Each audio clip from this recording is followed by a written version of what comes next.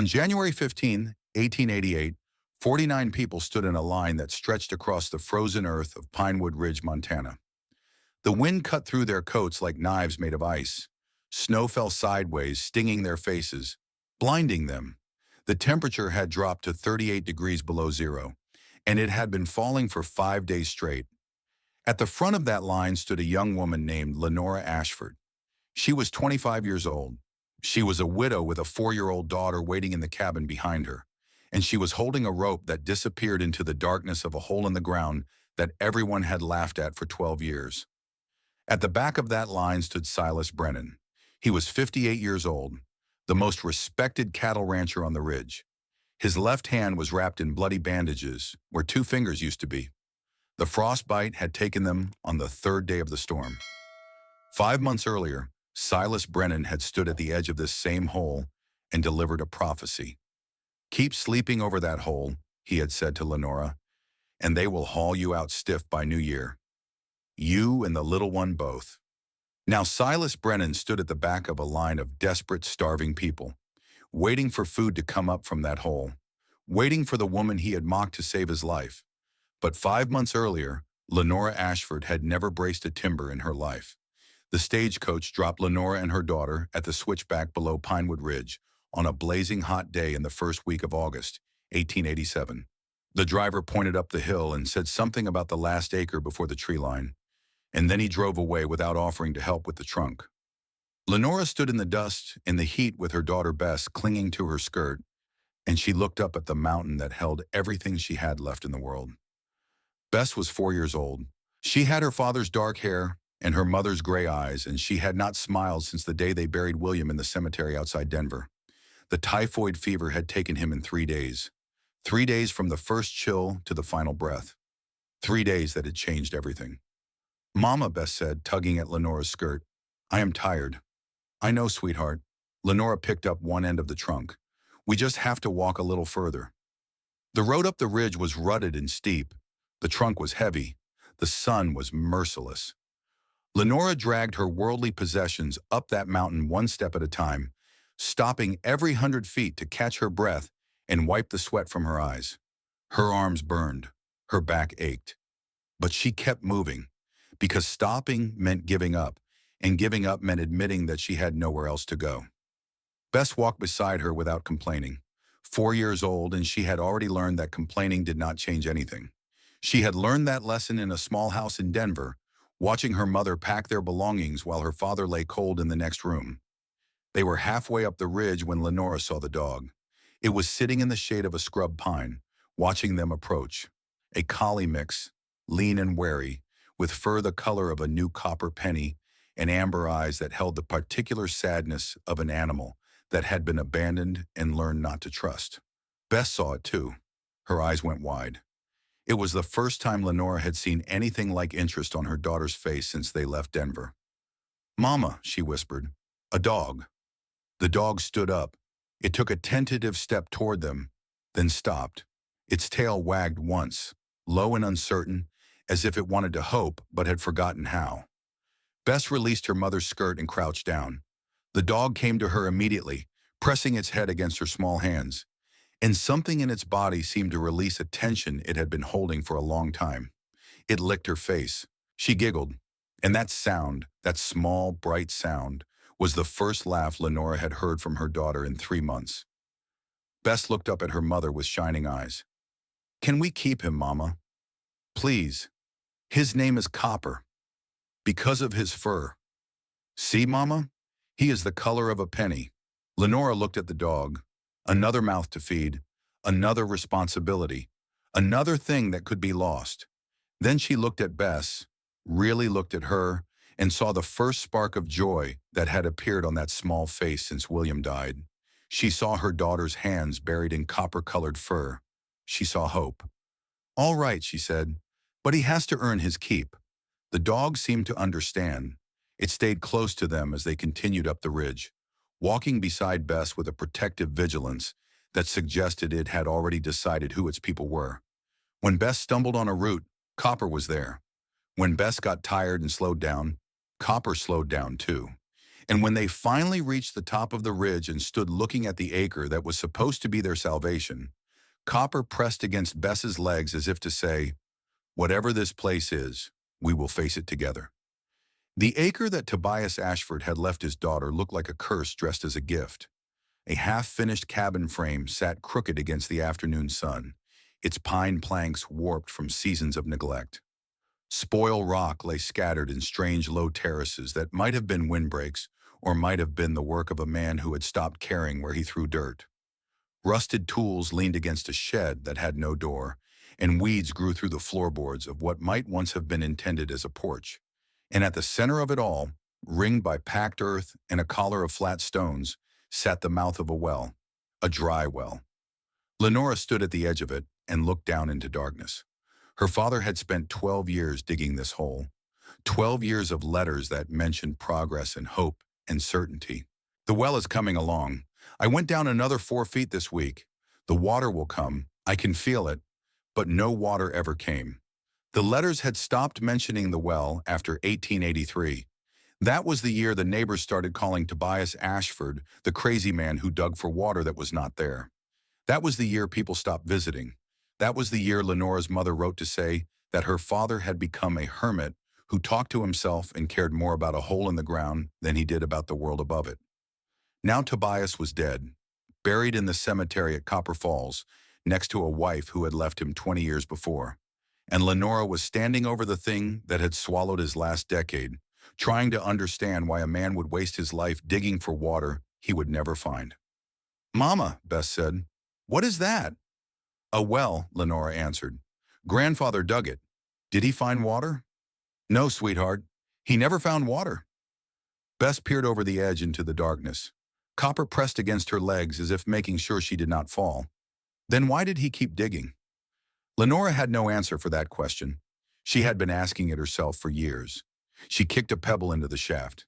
It fell and fell, bouncing off stone walls, and the sound took a long time to reach bottom. Much longer than it should have for a well that was supposed to find water. The first visitor arrived before sundown. Silas Brennan walked the acre with the unhurried confidence of a man who had seen 100 homesteads fail and expected to see 100 more.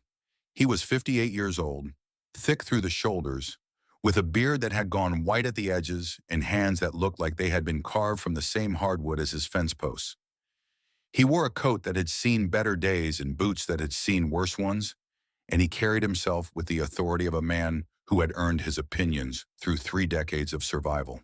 Silas Brennan had run cattle on Pinewood Ridge for 31 years. He had survived the terrible winter of 1880 and 81, when the snow came in October and did not melt until May. He had buried 3 calves that froze standing up in his pasture that year. He knew what cold could do to a person who was not ready for it. He stopped at the well collar and looked down the same shaft Lenora had been staring at for the past hour. "Your father dug this," he said. It was not a question. 12 years, Lenora said. Never hit water. No, he never did. He walked the perimeter of the acre with a rancher's eye, kicking at the spoiled terraces, examining the half-finished cabin, counting the split wood stacked against the shed. When he came back to Lenora, his face held the kind of expression a doctor wears before delivering news that cannot be softened. "You know what you need to survive a winter up here?" Lenora said nothing. "You need a tight cabin." He pointed at the frame. "You have half a frame. You need 6 cords of split pine, minimum, to keep a stove burning from first snow to last thaw." He pointed at the wood stack. "You have maybe 1.5. You need flour, beans, salt pork, lamp oil, coffee, sugar, medicine, enough to last from November until April, because when the snow comes, the road closes and nothing gets through." He paused. "How much money do you have?" $42, after burial costs." Silas laughed. It was not a cruel sound, but it was not kind either. It was the laugh of a man who had watched hope die so many times that he no longer felt anything when he saw it happen. $42 and whatever my father left," Lenora added. "Your father left you a hole in the ground that never made water." Silas walked to the well collar and looked down again. "A hole that never made water will not make bread. You cannot burn it for heat. You cannot trade it for flour. It is nothing but a grave waiting to be filled. Copper growled softly from where he lay near Bess. His ears were flat against his skull, and his amber eyes were fixed on Silas with a wariness that bordered on hostility. "What do you suggest I do?" Lenore asked. "Sell." Silas shrugged. "Ezra Holt has been eyeing this acre for a freight shed. He will give you $60 for it, maybe 70 if you negotiate hard. Take the money, go back to Copper Falls, find work as a seamstress or a cook or whatever women do. You might survive the winter that way. And if I stay?" The rancher's eyes found hers. He held her gaze for a long moment, and when he spoke, his voice had dropped to something quieter. Something that might have been pity or might have been the cold assessment of a man who had seen too many people make the same mistake. "Keep sleeping over that hole," he said, "and they will haul you out stiff by New Year. You and the little one both."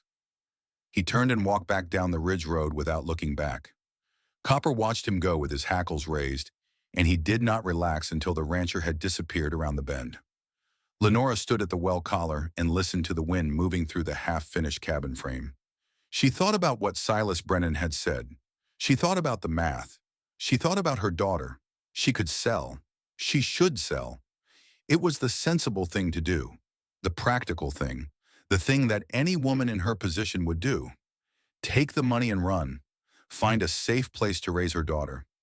Forget about the crazy father who had wasted his life digging for water that was not there. But selling meant admitting that her father had been mad. It meant agreeing with every whispered judgment, every knowing look, every pitying shake of the head that had followed the news of Tobias Ashford's death. It meant accepting that he had wasted 12 years of his life digging a hole that meant nothing, and it meant giving up the only thing he had ever tried to give her. That night, Lenora lay in the half-finished cabin with Bess curled against her side, and Copper stretched across the doorway like a furry guardian. The wind whistled through the gaps in the walls. The stars were visible through the spaces where the roof should have been. She did not sleep. She lay there in the darkness and did the arithmetic that Silas Brennan had done. And no matter how she arranged the numbers, they came out the same. She would run out of something critical before spring.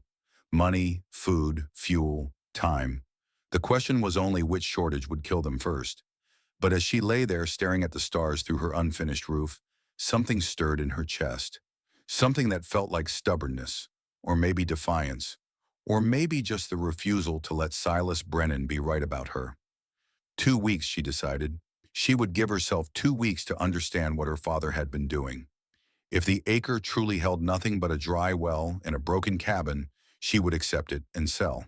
But if there was something else, something she had missed, something the neighbors had never understood, she wanted to find it. 2 weeks. Then she would decide. The second visitor arrived on the morning of her third day on the ridge. Old Hattie Briggs was 74 years old, the oldest person on Pinewood Ridge by a considerable margin. She walked with a cane made from twisted juniper, and she wore a shawl that she had brought from Vermont 60 years before, and her eyes were cloudy with cataracts but sharp with a particular kind of wisdom that only comes from watching the world change for 3/4 of a century. She appeared at the edge of Lenora's acre just after sunrise, moving slowly but steadily up the slope, like someone who had learned long ago that the only way to get anywhere was to keep putting one foot in front of the other. Copper went to meet her. His tail wagged, which was unusual. He did not wag his tail for strangers, but something about old Hattie made him trust her immediately, and he walked beside her like an escort as she approached the well collar. "You are Tobias's girl," Hattie said, "the one who came from Denver." "Yes, ma'am." Hattie stood at the edge of the well and looked down into the darkness. She stood there for a long time, longer than Silas Brennan had stood, and her weathered face showed something that his had not: recognition. "Your father was not mad," she said finally. Lenora felt something shift in her chest, a loosening, a spark of hope where there had been only resignation. "What do you mean?" Hattie turned to face her. Her cloudy eyes seemed to clear for a moment, as if she were looking not at Lenora, but through her, into a past that only she could see. "I remember the Norwegians who came through here in '56, she said. "They were building a new settlement up near Helena. They stopped here for supplies, And they spent 3 days asking questions about the soil and the frost line and the way water moved underground. She paused. They built cellars, not like the root cellars we had back in Vermont. Different, deeper. They said the earth stays the same temperature down there, summer and winter. 54 degrees, they said. Cold enough to keep food from spoiling, warm enough to keep it from freezing. You think my father was building a cellar? I think your father was building something. Hattie's voice was quiet. I think he understood something that the rest of us forgot. Or maybe he just went mad digging for water that was never there. I am too old to know which. She turned and began walking back down the slope. At the edge of the acre, she stopped and looked back. 2 weeks is not much time, she said, but it might be enough. Then she was gone, disappearing down the ridge road with her juniper cane in her Vermont shawl, leaving Lenora standing at the edge of the well with a new question burning in her mind. The third visitor arrived that same afternoon. His name was Josiah Fitch. He was 36 years old, a blacksmith by trade, with shoulders like a draft horse and hands that were scarred and calloused and capable of shaping iron into anything he could imagine. His wagon had thrown a wheel on the road below the ridge, and he had walked up looking for help. Lenora did not have help to offer. She had a half-finished cabin, a dry well, and $42 that was supposed to last until spring. But she had water and shade, and she had a 4-year-old daughter who immediately decided that the stranger was the most interesting thing she had seen in days. Bess followed Josiah around the acre while he examined the damage to his wagon wheel. She asked him questions in the relentless way that children ask questions, the way that does not allow for evasion or polite deflection. What is your name? Where are you going? Do you have any children? Why not? Do you like dogs? His name is Copper. He is my best friend. Josiah answered each question seriously, as if Bess were an adult asking important things. His voice was quiet and patient. He did not talk down to her, and he did not dismiss her curiosity.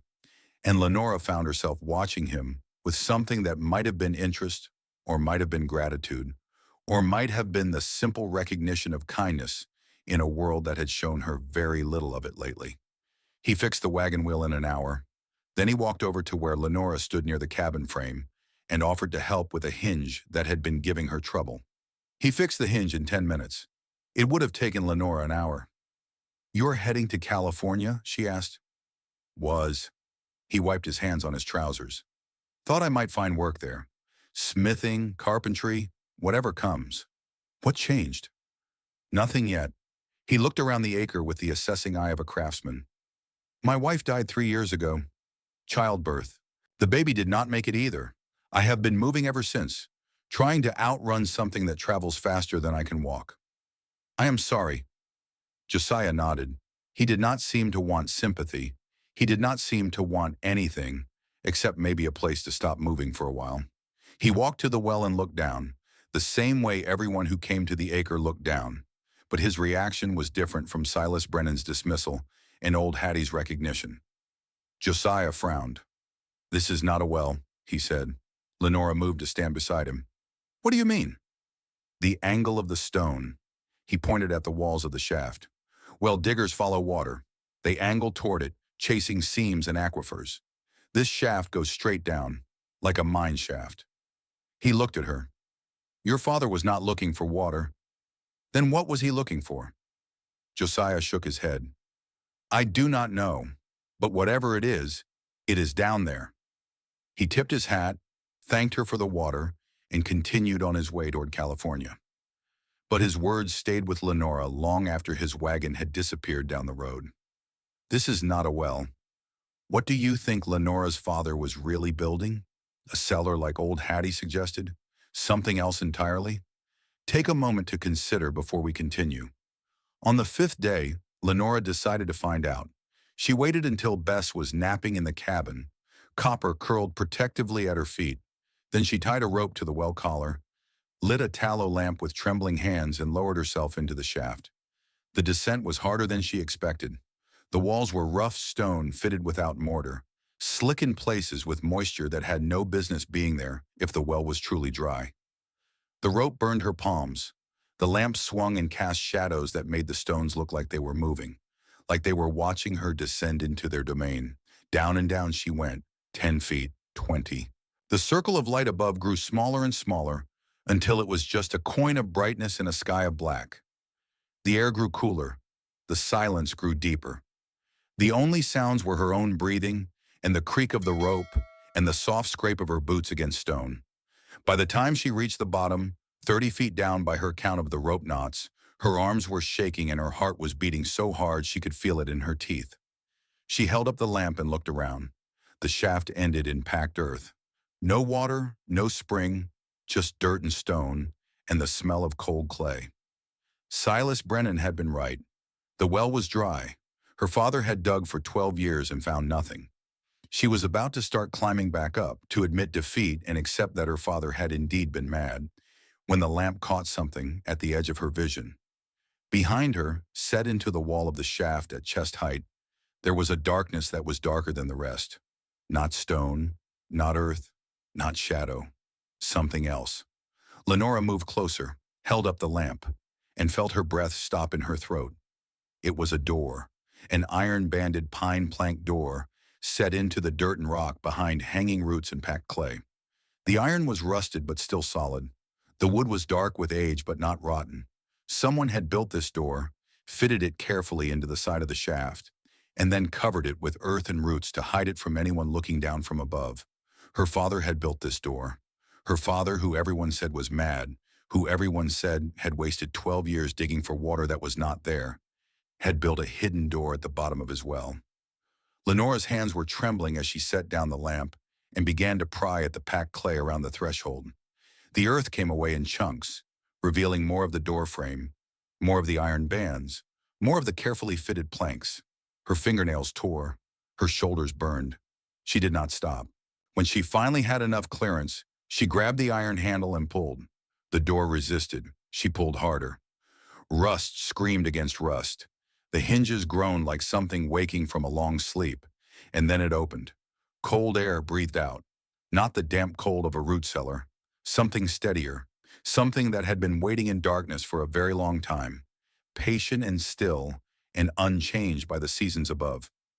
Lenora picked up her lamp and stepped through. The chamber was larger than she had imagined anything underground could be, 15 feet by 18 roughly, with a ceiling that cleared her head by perhaps 2 feet.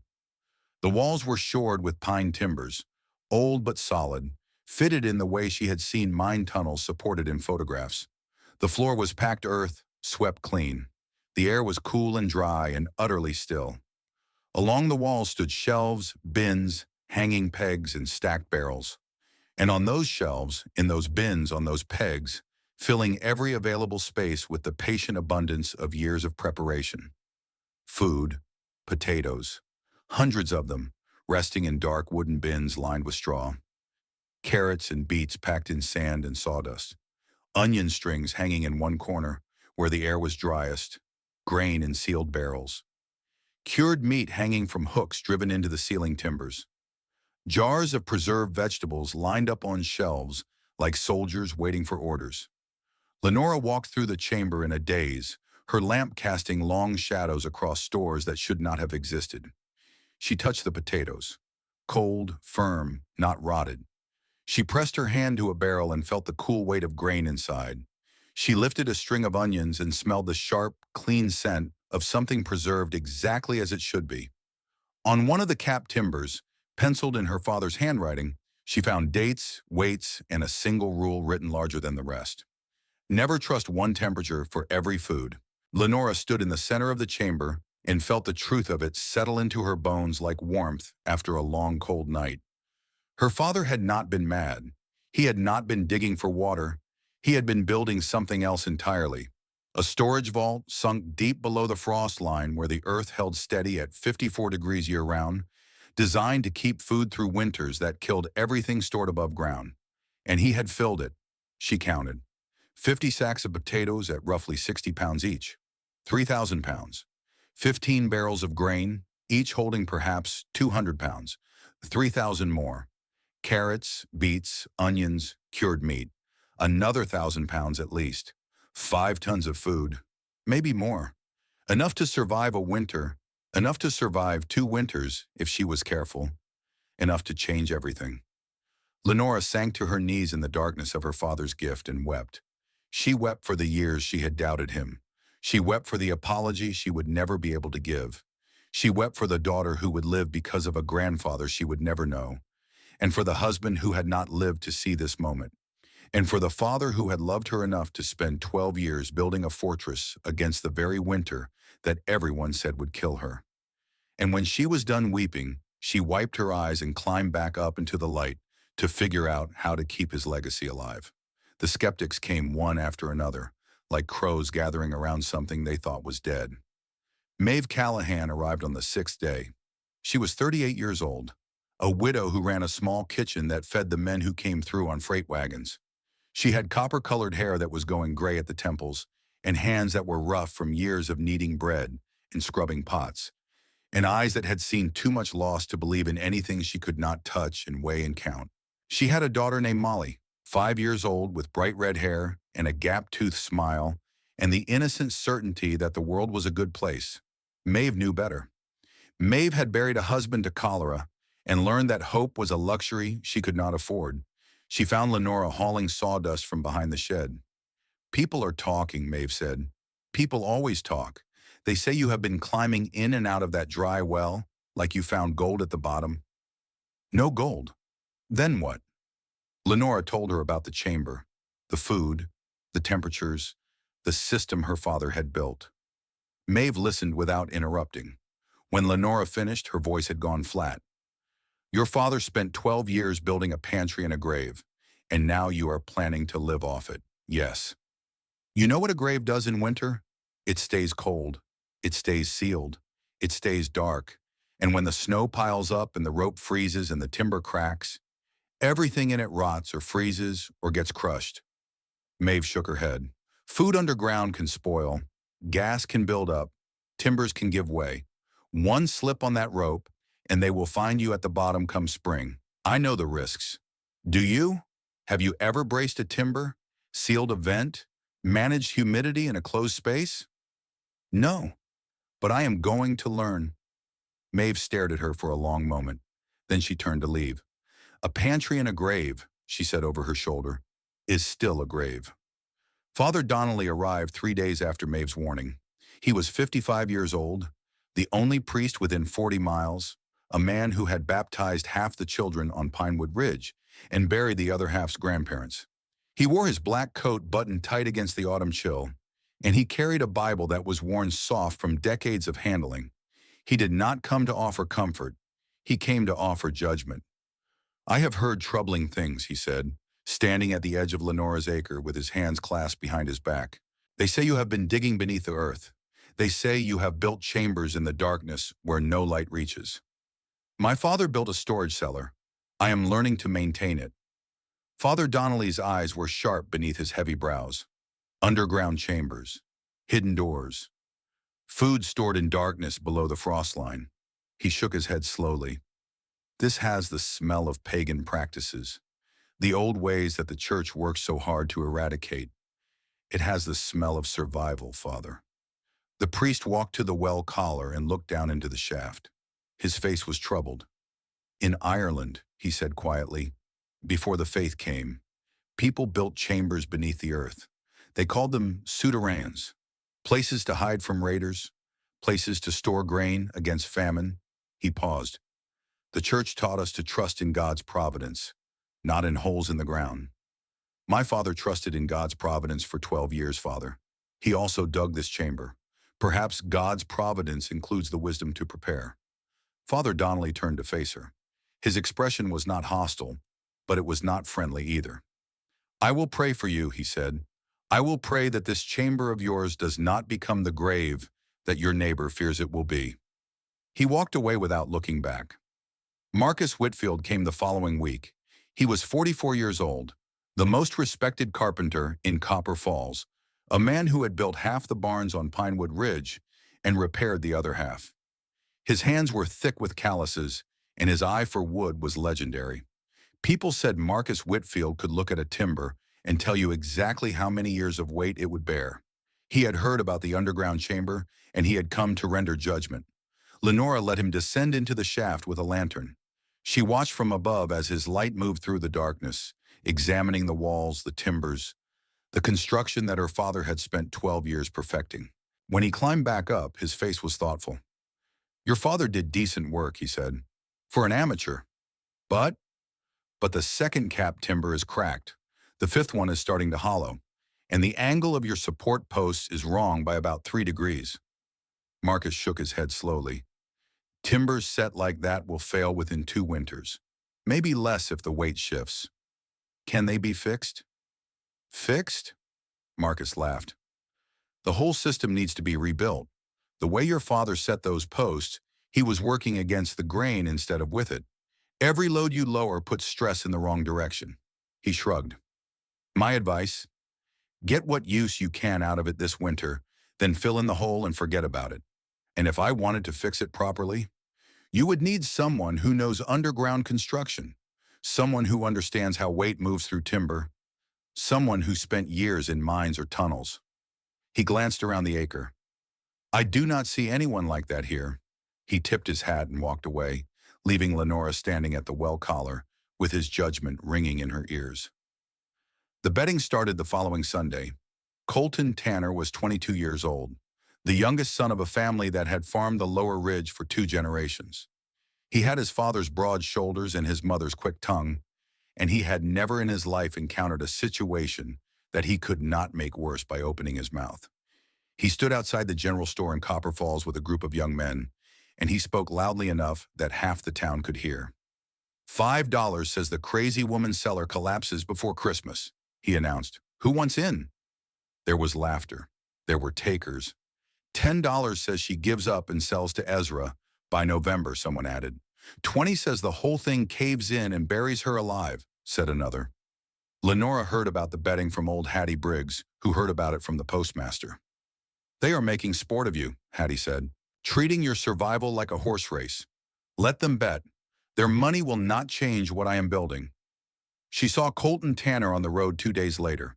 He was riding past her acre with 2 friends, and when he saw her at the well collar, he reined in his horse. "Still digging, widow woman?" he called out. "Better hurry. Snow is coming." His friends laughed. Lenora said nothing. She just looked at him steadily until the laughter died away, and something uncomfortable flickered in his eyes. "You will see," she said quietly. Then she turned back to her work and did not watch them right away.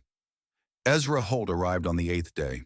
He walked up the ridge road with the easy confidence of a man who owned more than he had earned, who took more than he gave, who looked at the world and saw nothing but opportunities for his own advancement. He was 47 years old, the only real storekeeper in Copper Falls, the man who held credit for half the families on the ridge. He lent at hard terms and collected without mercy. "Miss Ashford," he said, tipping his hat with a smile that did not reach his eyes, "I came to pay my respects." "Your respects? 8 days after the funeral?" "Business kept me. You understand." He looked around the acre with a hungry, calculating gaze. "I heard you have decided to stay. Bold choice for a woman alone." "I am not alone." Lenora gestured toward the cabin, where Bess was playing with copper. "I have my daughter." Ezra's smile widened slightly. He walked to the well collar and peered down. "Your father's famous dry well. The whole ridge used to wonder what he was looking for." "Water? Presumably."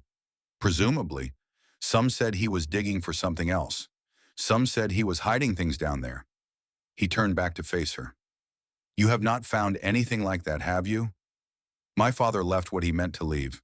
"I am sure he did." Ezra's voice had gone silky. "But some things that are left become debts when old bills surface. Your father bought on credit. Lamp oil, salt, iron fittings. He never paid off his ledger completely." "How much?" $16.80.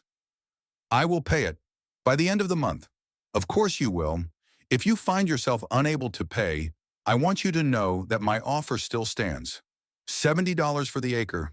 You walk away clean. I will keep that in mind." Ezra tipped his hat and walked back down the ridge road. Lenora watched him go and felt a new weight settle onto her shoulders. He knew something. He did not know what, but he knew she had found something worth guarding. The first real trouble came 3 nights later.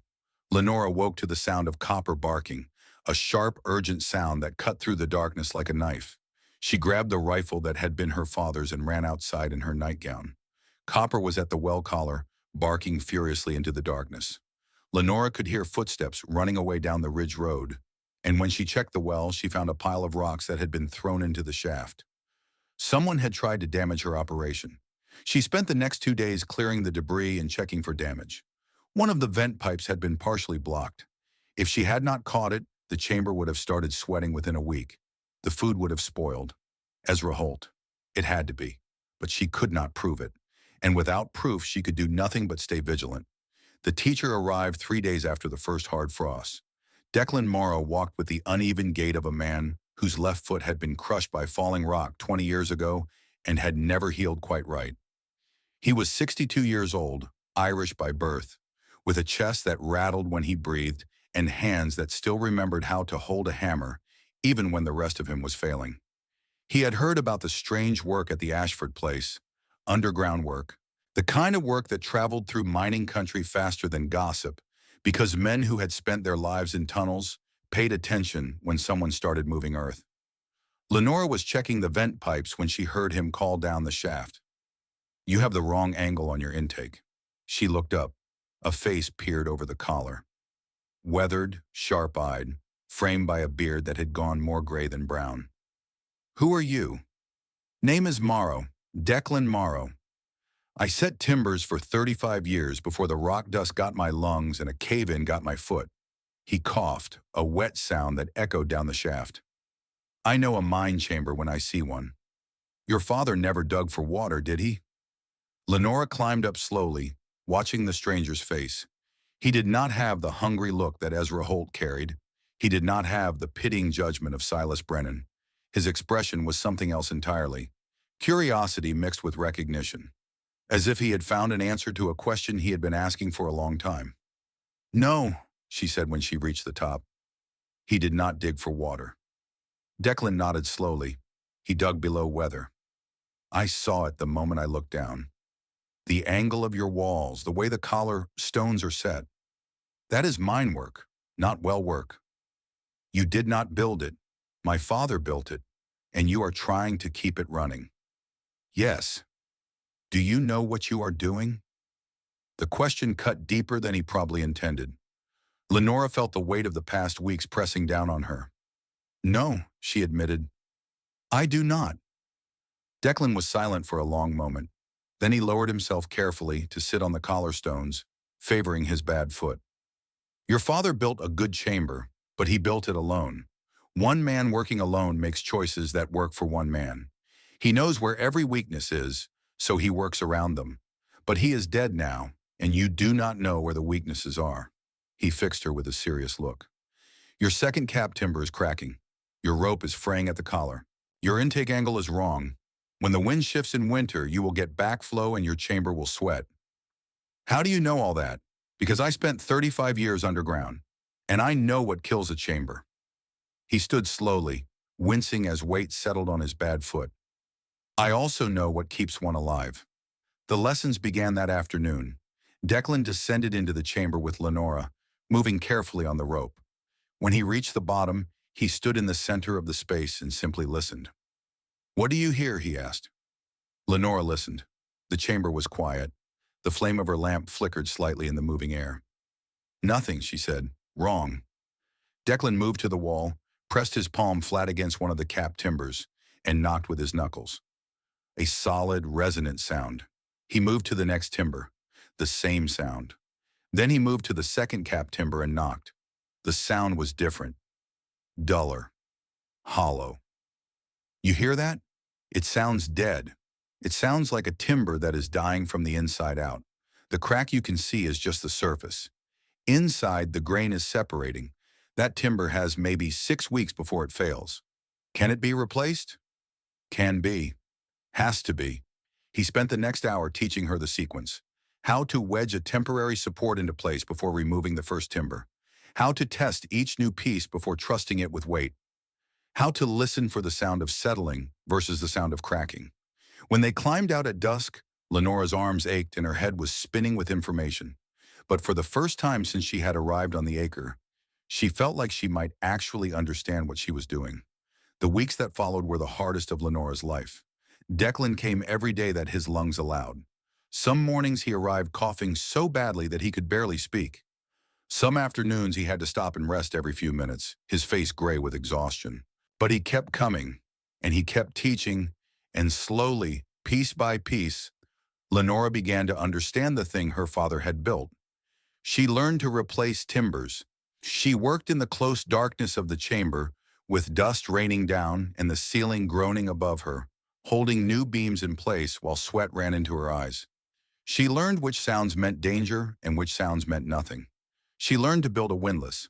Declan showed her how to rig a proper pulley system using a salvaged wagon axle, an iron brake shoe, and pine uprights. One rule, he said one afternoon, his voice serious. The most important rule of working underground. What? A single point of failure will fail. If one brake holds the load, what happens when that brake fails? The load falls. So you build a backup, a second brake, a rope catch, something that holds even when the main system fails. That is what keeps you alive underground. Not strength, not luck. Redundancy. One afternoon in early November, while they were reinforcing the chamber entrance, Declan told her about Ireland. I went underground when I was 14, he said. They were sitting at the edge of the excavation, resting between loads of timber. My father was a miner. His father was a miner. We worked the coal seams until the coal ran out, and then we came here to work the copper. Did you find any? Some. Not enough to matter. He coughed, wiped his mouth. What I found was rock dust. What I found was a crushed foot and lungs that stopped working properly. What I found was 35 years of experience that no one wanted once I could not swing a pick anymore. Until now. Until now. He looked at her. You are the first person in 15 years who wanted to know what I knew. The first person who saw that knowledge of underground spaces could be worth something besides death. Knowledge is only worth something if it gets passed on, Lenora said. Otherwise it dies with us. Declan nodded slowly. That is why I came back. That is why I am helping you. Declan is teaching Lenora the secrets of underground survival. But winter is coming fast, and there is still so much to learn. And there is something Declan has not told her yet. Something important. The truth came out on a cold afternoon in early November. They had been working since dawn, and Declan's cough had been worse than usual. He had to stop every few minutes to catch his breath, leaning against the timber frame with his eyes closed and his chest heaving. Lenora finally made him sit down. You need to rest, she said. I need to finish. There is not much time. Not much time for what? Declan was silent for a long moment. When he spoke, his words were matter of fact, as if he were discussing the weather. I am dying. The words hung in the air. Lenora had suspected. She had seen it in his face, heard it in his breathing. But hearing him say it made it real. The rock dust? He touched his chest. It has been eating my lungs for 35 years. I have got maybe 6 months, maybe less. Then why are you here? Why are you spending what time you have left teaching me? Declan looked at her. His eyes were tired but clear. Because knowledge dies with the people who hold it. I spent 35 years learning how to keep people alive underground. I spent the last 15 years watching that knowledge become useless because no one wanted to learn it. He paused. And then I heard about you, a woman at the bottom of a well, trying to understand what her father built, trying to learn something that everyone else had forgotten. Lenora felt tears prick at her eyes. She blinked them back. I cannot save you, Declan said. I cannot make your winters easier or your work lighter, but I can give you what I know. And maybe when I am gone, some part of me will keep going. That is the only kind of immortality I ever believed in. Josiah Fitch returned in the second week of November. He walked up the ridge road with his pack on his back and his tools over his shoulder, looking thinner than he had in August. His wagon was gone. His supplies were gone. The easy confidence he had carried was gone too, replaced by something harder and more careful. Lenora saw him coming and went to meet him at the edge of the acre. Copper ran ahead, his tail wagging. I thought you were going to California, Lenora said. I was. Something happened on the road. What kind of something? The kind with guns. 3 men. Took everything I had. Left me walking. I am sorry, so am I. He looked at the windlass, then at her.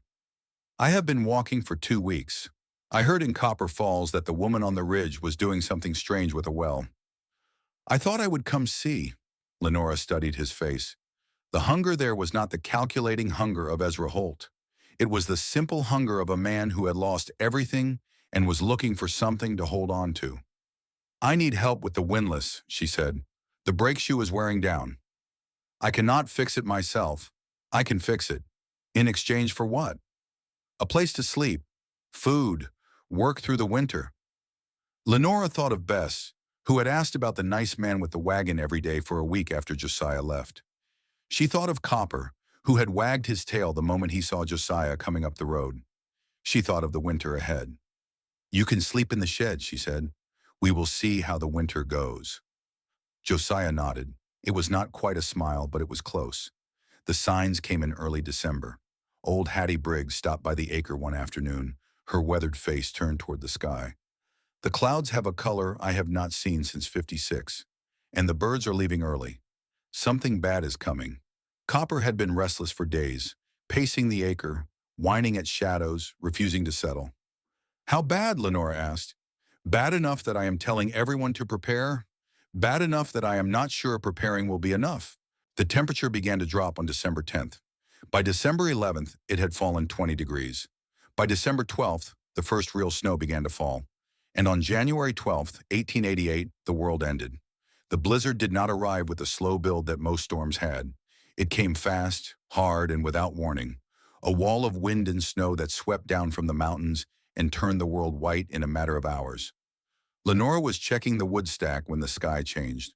One moment she could see the tree line above the ridge. The next moment she could see nothing but white. The wind hit her like a physical blow. She staggered, caught herself, and ran for the cabin. By the time she reached the door, the snow was coming sideways, driven so hard it stung like sand against her face. She made it inside and barred the door. The walls shook. The stovepipe rattled. Through the single window, she could see nothing but swirling white. Mama, Bess said, her voice trembling. What is happening? Lenora gathered her daughter in her arms. It is just a storm, sweetheart. We are safe inside. Josiah was already moving, checking the door, the windows, the stove. His face was grim. This is not a normal storm, he said quietly. This is something else. The temperature dropped 26 degrees in 6 hours. By nightfall, the road had vanished. The first day was survivable. Lenora had wood. She had a tight cabin. She had food in the chamber below. She descended into the chamber to check. The temperatures held steady. 34 degrees in the potato section, 36 near the carrots, 32 where the onions hung. The storm that was trying to kill everything above ground had not penetrated below. The second day brought news. A boy fought his way through the drifts to the cabin door, half frozen. The road to Copper Falls was gone.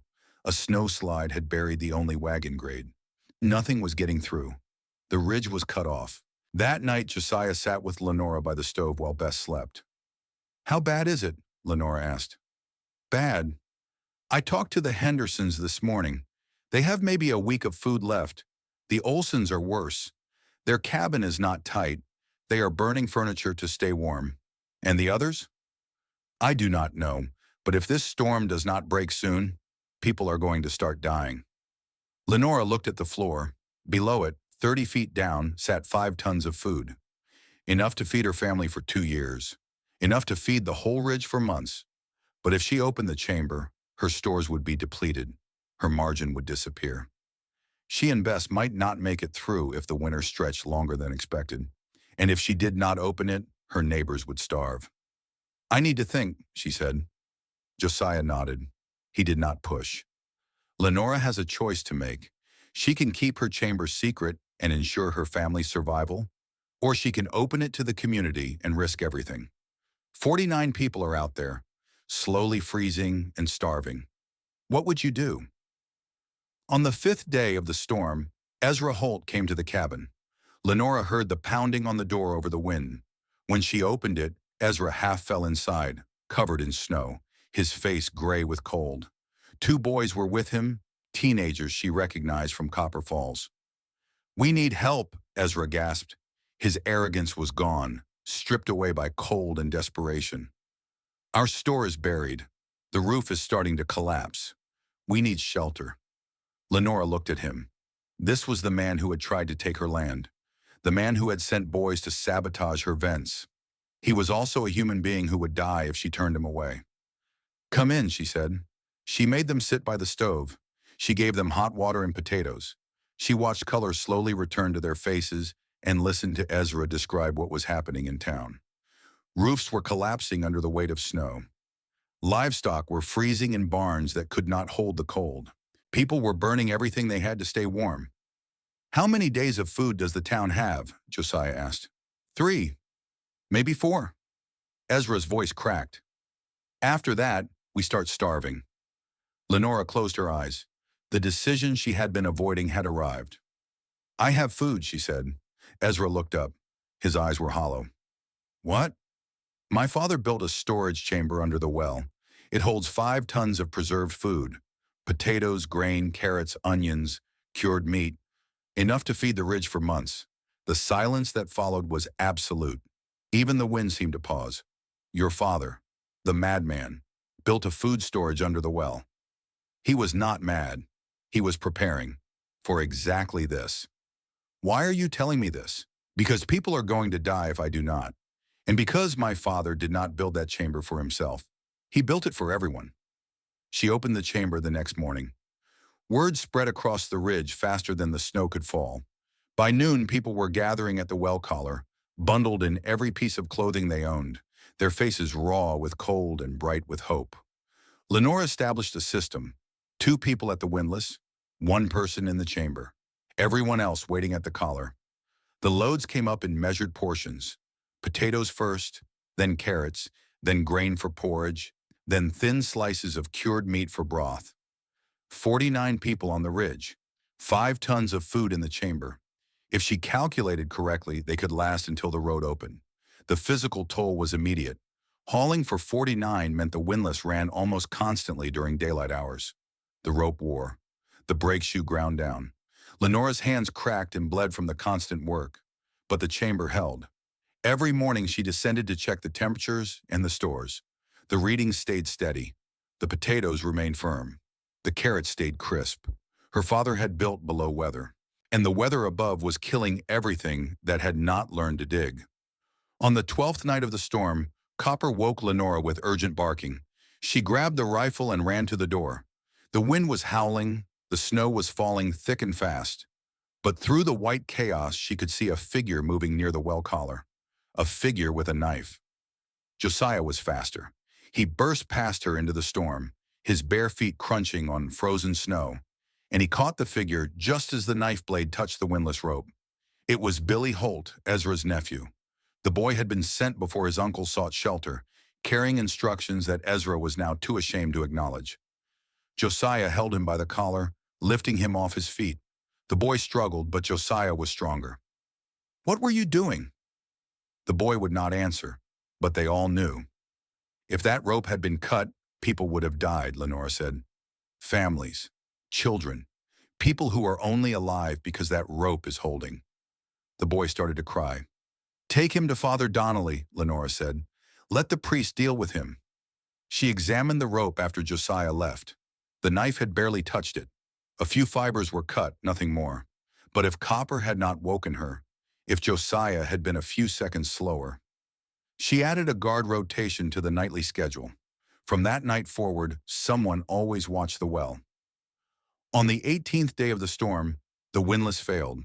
Lenora was lowering the bucket for the morning haul when the brake shoe slipped. It happened fast. One moment the load was descending smoothly. The next moment the brake lever jerked in her hand and the rope began racing through her grip, burning her palms, the bucket falling free toward the bottom of the shaft. She grabbed for the backup catch, the secondary brake that Declan had taught her to install. Her fingers found it, pulled it, felt it engage. The rope snapped taut. The windlass groaned. The bucket stopped, swinging in darkness, maybe 8 feet from the chamber floor. Lenora stood at the collar, heart pounding, palms bleeding, staring down into the shaft at the disaster that had almost happened. The system had worked. The redundancy had saved her. Josiah worked through the night to fix the main brake. He built a third brake mechanism, a ratcheted catch that clicked into place automatically whenever the rope moved faster than a controlled descent. On the 34th day of the storm, Molly Callahan stopped keeping broth down. Maeve's daughter was 5 years old. She had been fine when the storm started, healthy, active. Now she lay in her mother's arms, too weak to cry, her skin pale and her eyes glassy. There was no doctor, no medicine, nothing but broth and warmth and desperate hope. Lenora increased the child's ration. She added meat to every portion. She showed Maeve how to warm stones by the stove and wrap them in cloth to keep the bed warm. "Please," Maeve whispered one night, when Molly's fever had spiked and her breathing had gone shallow. "Please, I will do anything. I will learn anything. Just please do not let her die." Lenora sat with her through the night. She kept the fire burning. She spooned broth into Molly's mouth, drop by drop. And sometime in the gray hours before dawn, the fever broke.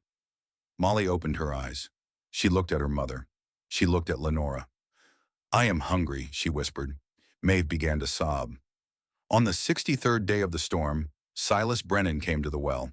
He had stayed away longer than anyone else. Pride, perhaps, or shame. He had been the first to tell Lenora she would die. He had been the loudest voice calling her father mad. Now he stood at the back of the line with 2 fingers missing from his left hand and 2/3 of his cattle dead in frozen barns. When he reached the front, Lenora handed him his portion without speaking. Potatoes, carrots, a thin slice of salt pork. Silas looked at the food, then he looked at her. "I told you they would haul you out stiff by New Year. I told you your father was mad. I remember. I was wrong." He paused. "I was wrong about your father. I was wrong about you. I was wrong about everything." Silas took his portion and walked away. But at the edge of the gathering, he stopped and looked back. "I want to learn," he said. "When this is over, I want you to teach me how to build one of these. Come back in spring. Bring a shovel." On the 68th day, Colton Tanner came to the well. The young man who had bet $5 that the chamber would collapse stood at the edge of the gathering, not in line, just watching. His face was gaunt. His eyes were hollow. He looked like a man who had not eaten properly in weeks. Lenora saw him and walked over. "You are not in line," she said. Colton shook his head. "I do not deserve to be in line. Everyone deserves to eat." "Not me." Colton's voice cracked. "I bet money that you would fail. I laughed when people said you were crazy. I told everyone that your father's hole would be your grave." He looked at her with eyes that were bright with unshed tears. "I was 22 years old, and I thought I knew everything. I thought experience meant nothing and tradition meant nothing, and that anyone who did things differently was a fool." He swallowed hard. "I was the fool." Lenora studied him for a long moment. She thought about the laughter, the betting, the cruelty of young men who had never suffered and thought they never would. She thought about what Declan had taught her. That knowledge dies with the people who hold it, that the only way to keep it alive is to pass it on. "Get in line," she said. Colton stared at her. "What?" "Get in line. Take your portion." She paused. "And when this is over, come back. I have work that needs doing, and I could use someone young and strong who is willing to learn." Colton's eyes widened. "You would teach me? After everything I said? I would teach anyone who wants to learn. That is the whole point." Colton Tanner got in line. He took his portion, and when spring came, he was the first one at Lenora's door with a shovel in his hand. On the 75th day, Father Donnelly came to pray. He descended into the chamber with Lenora. He stood in the darkness among the bins of potatoes and the barrels of grain, and he bowed his head. "Lord," he said, his voice echoing off the stone walls, "we thank you for this woman and her father before her. We thank you for the wisdom you gave them, even when we could not see it. Forgive us our doubts. Forgive us our pride, and help us to learn from those who knew better." "Amen," Lenora whispered. Father Donnelly, the same priest who called this work pagan, is now praying for blessings in the very chamber he condemned. Marcus Whitfield, who said the timbers would fail, has eaten food preserved by those same timbers for 75 days. Even Silas Brennan, who predicted Lenora would be dead by New Year, now stands in line waiting for her charity. The doubters have become believers. But the story is not over yet. On the 89th day of the storm, Marcus Whitfield came to the well. The carpenter who had predicted the chamber would fail within 2 winters stood at the back of the line with his hat in his hands and his pride in tatters. His barn had collapsed on the 43rd day. His workshop had followed on the 61st. He had spent the last month sleeping in his neighbor's root cellar, eating whatever scraps he could find. When he reached the front of the line, Lenora handed him his portion without comment. Marcus stood there for a long moment, looking at the food in his hands. Then he looked up at her. "I said your father's timbers would fail," he said. His voice was rough. "I said the angle was wrong. I said the whole system needed to be rebuilt. I remember, I was wrong." Marcus's jaw tightened. "I have been a carpenter for 26 years. I have built barns that will stand for a century. And I looked at your father's work, and I saw amateur mistakes because I could not imagine that someone who was not a carpenter might know something I did not know." He paused. "Your father understood something about underground construction that I have never understood. He built for conditions I have never built for, and his timbers are still holding while my barn is kindling." Lenora studied his face. The arrogance was gone. In its place was the painful humility of a man who had been forced to admit that his expertise had limits. "Would you like to learn?" she asked. Marcus blinked. "What?" "The principles are not complicated. Temperature stability, weight distribution, redundancy." She gestured toward the shaft. "I can teach you, if you are willing to learn." For a long moment, Marcus said nothing. Then he nodded slowly. "I would like that. I would like that very much." The days blurred together after that. The 80th day, the 90th, the 100th. Each morning, Lenora descended into the chamber to check the stores. Each evening, she climbed back up to count the faces that were still alive. The food was running low, but it was lasting. It was lasting because her father had prepared for exactly this. The road opened on April 4th, 1888, 107 days after the blizzard began. A crew from Copper Falls finally cleared the snow slide and pushed through to the ridge. They found 49 people alive. They found stores depleted but not exhausted. They found a community that had survived a winter that should have killed them. The news from beyond the ridge was devastating. The blizzard of January 12th, 1888, had killed hundreds across the northern plains. Children had frozen walking home from school. Cattle had died by the thousands. Entire communities had been cut off for weeks, and many had not survived the way Pinewood Ridge had survived. But on Pinewood Ridge, 49 people had lived, and the reason was already becoming a story. Declan Morrow died in September of that year. Lenora found him in his cabin on the lower ridge, sitting in his chair by the cold stove, his eyes closed and his breathing stopped. He looked peaceful, more peaceful than he had seemed in months. The rock dust had finally finished what it started 35 years ago. She buried him beside the demonstration cellar they had built together on Maeve Callahan's land. It seemed fitting. His knowledge would stay close to the thing it had created. The funeral was small, a few miners from the early days, Silas Brennan, who had known Declan by reputation, Josiah, who had met him only once but understood what losing a teacher meant. Lenora spoke briefly. "He spent 35 years learning how to keep people alive underground," she said. "He spent 6 months teaching me what he knew. I will not let that knowledge die." She placed his sounding hammer on the grave, the tool he had given her when his hands grew too weak to use it. The iron was worn smooth from decades of work. The handle was dark with the oil of his palms.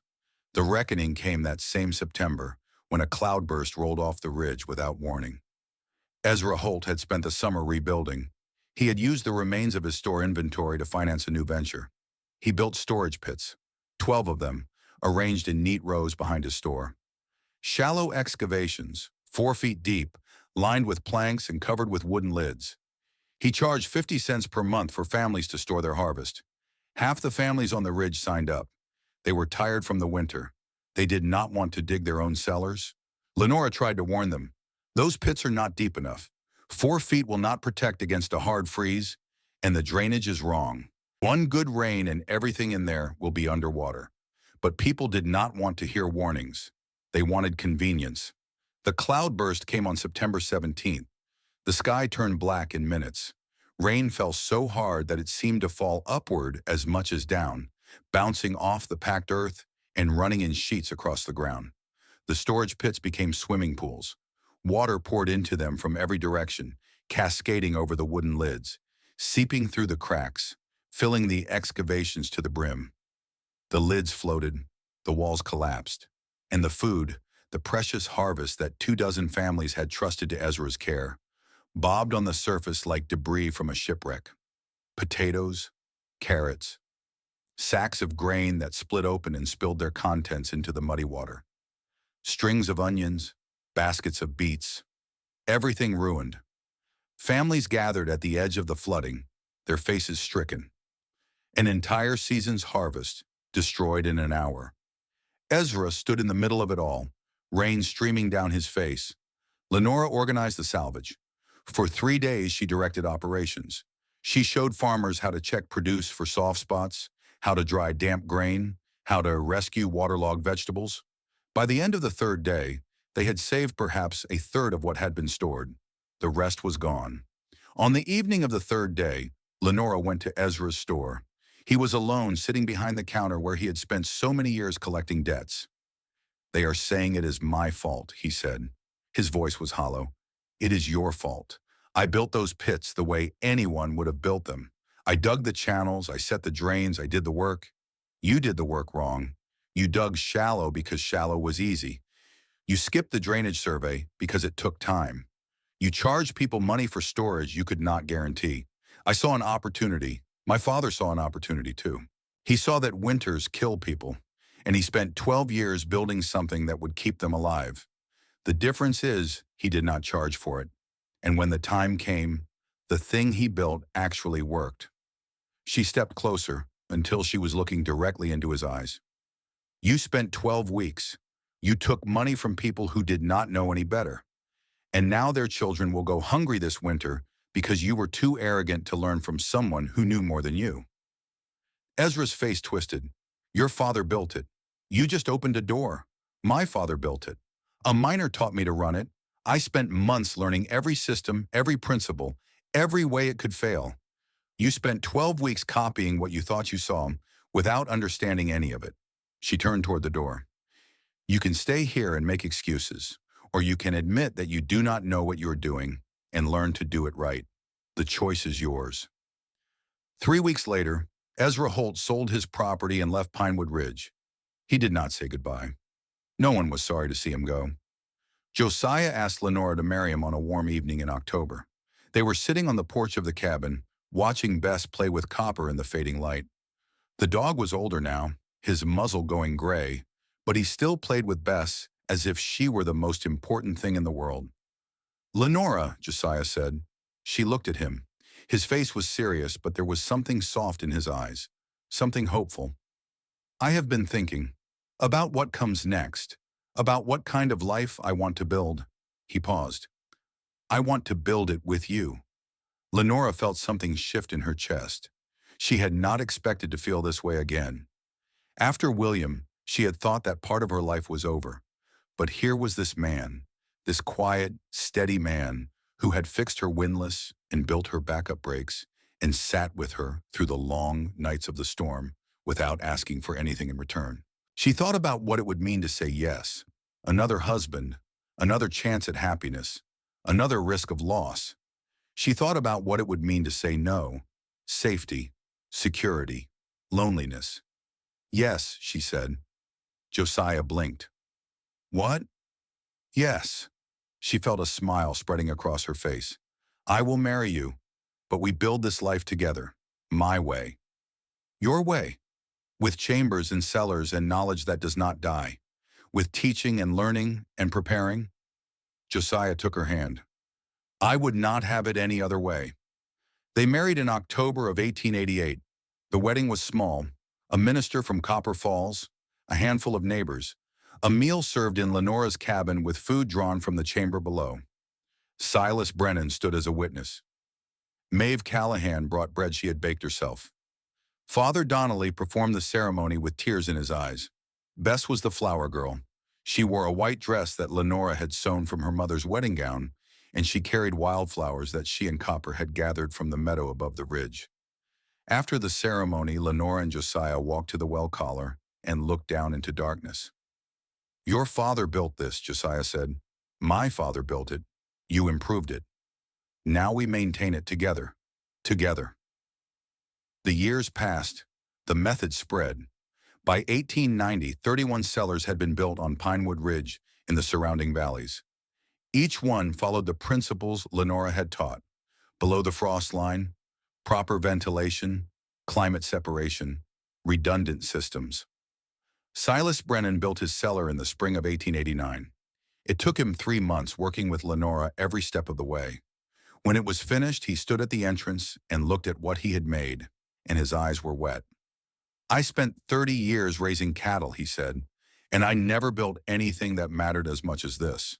He checked his cellar every week for the rest of his life, just as Lenora had taught him. Maeve Callahan built hers that same year. It was the first one constructed entirely by someone Lenora had trained.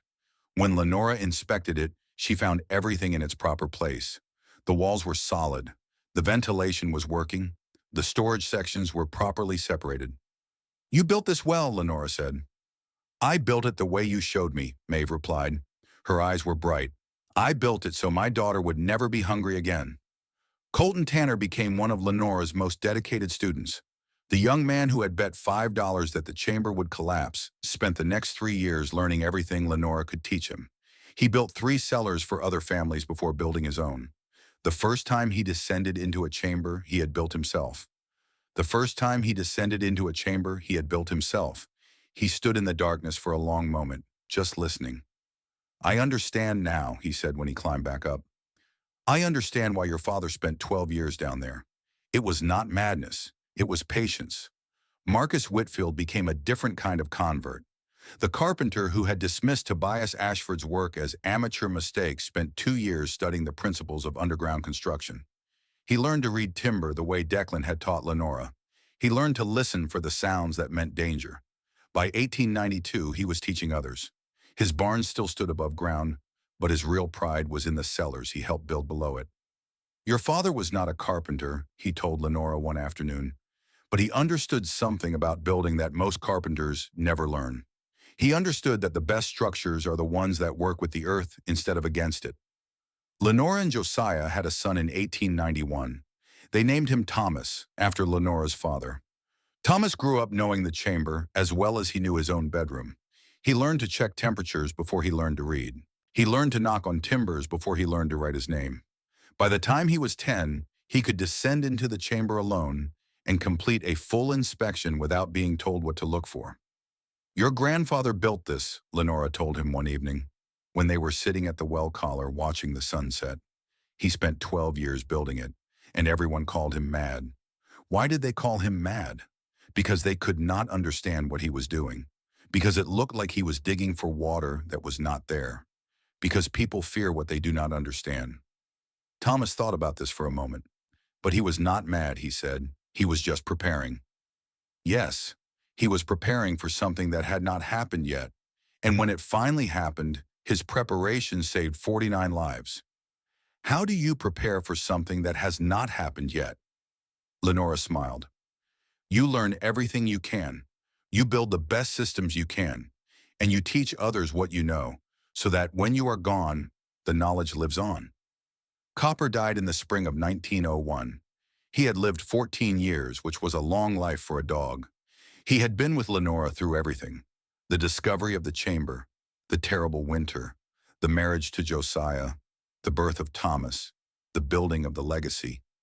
In his final months, he had grown stiff and slow. His copper-colored fur had faded to silver around his muzzle, and his amber eyes had clouded with age.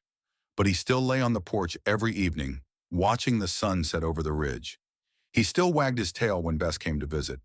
He still pressed against Lenora's legs when she stood at the well collar, as if making sure she would not fall. He died in his sleep on a warm May night. Lenora found him in the morning, curled up in his favorite spot on the porch. his eyes closed and his body still. She sat with him for a long time before she called Josiah. They buried him beside the cabin in the spot where he had always lain to watch the sunset. Josiah carved a marker from pine, copper, faithful friend. 1887 to 1901. Bess came for the burial. She was 18 years old now, a young woman with her mother's gray eyes and her father's dark hair. She had not lived on the ridge for 2 years, having gone to work as a teacher in Copper Falls. But she came back for this. She knelt beside the grave and placed her hand on the fresh-turned earth. "He was my best friend," she said, "from the very first day. I was 4 years old and I had not smiled in months, and then I saw him sitting under that tree and everything changed." "He was all of our friend," Lenora said. She put her arm around her daughter. "And he lived a good, long life. He saw us through the worst winter this ridge has ever known. He warned us when danger came. He kept us company when we were lonely." She paused. "He was waiting for us on that road the day we arrived. I have always believed he knew somehow, that he knew we were coming and he knew we would need him." "Do you think he is in heaven?" Bess asked. "I think he is wherever good and faithful friends go when their work is done," Lenora said. "And I think he is resting now, the way he earned." In 1923, a team of researchers from Montana State University came to Pinewood Ridge. They had heard about the Ashford method. They had read articles in agricultural journals. They had studied reports from county extension agents who had visited the cellars and come away impressed. Now they wanted to see for themselves. Lenora was 61 years old. Her hair had gone gray. Her hands were weathered from decades of work. But her mind was sharp, and her knowledge was deeper than any book could contain. She took the researchers down into the original chamber herself. She showed them the walls her father had built. She showed them the timbers she had replaced. She showed them the ventilation system Declan had helped her design. They measured everything. They took photographs. They recorded temperatures and humidity levels and airflow patterns. What they found astonished them. The chamber maintained a constant temperature of 54 degrees, summer and winter, year after year. The ventilation system created a gentle but continuous airflow that prevented moisture buildup without causing excessive drying. The food preservation rates were 2.3 times higher than conventional above-ground methods. "This is remarkable," the lead researcher said. "This is the most sophisticated food preservation system I have ever seen outside of a modern laboratory. The principles here anticipate techniques that agricultural science is only now beginning to understand." "My father designed it," Lenora said. "A miner taught me to run it. I have been maintaining it for 36 years. Your father was a genius. My father was a man who paid attention. He watched the earth. He measured temperatures. He experimented. He failed and tried again until he understood. That is not genius. That is patience." The researcher shook his head. "Call it what you will. The result is the same. You have preserved food and knowledge for an entire generation, and the methods you developed will help feed people for generations to come." Lenora smiled. "That is what my father would have wanted." Lenora Ashford Fitch died in the spring of 1924. She was 62 years old. She had lived through 37 winters on the acre her father had left her. She had survived a blizzard that killed hundreds. She had raised 2 children and taught dozens of students and built a legacy that would outlast her by a century. Josiah found her in the chamber.